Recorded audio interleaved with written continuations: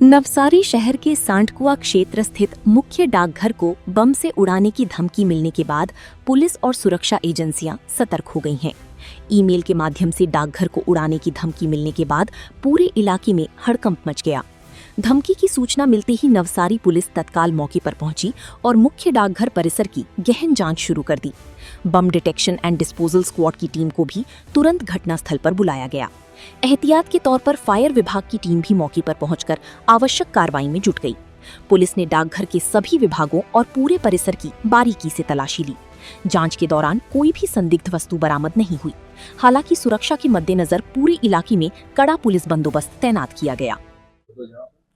जी, મારું નામ ઇમરાન ખાન પઠાણ છે અને હું અહીંયા નવસારી હેડ પોસ્ટ ઓફિસમાં ડેપ્યુટી પોસ્ટમાસ્ટર તરીકે ફરજ બજાવું છું।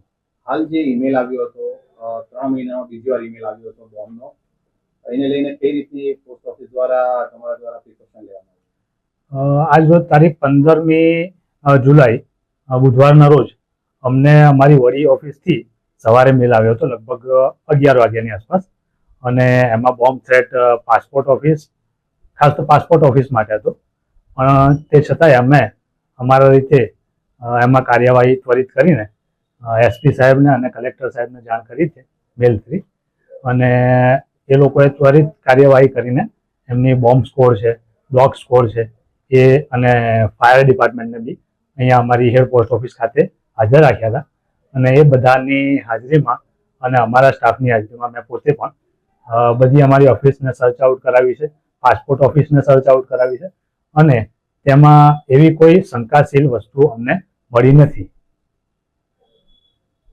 કઈ રીતના જે પોસ્ટ ઓફિસ રાબેતા મુજબ ચાલુ થઈ ગયો ક્યારે કરવામાં આવશે? જી, એટલે અમને આજે કાર્યવાહી કરવા માટે લગભગ 1:30 વાગ્યા સુધીનો ટાઈમ લાગ્યો હતો અને હવે અમને પોલીસ તરફથી ક્લિયરન્સ સર્ટિફિકેટ જેવું મળી ગયું છે કે હવે કોઈ વાંધા જેવું નથી, એટલે હવે અમે પોસ્ટ ઓફિસને અત્યારથી ચાલુ કરી રહ્યા છીએ।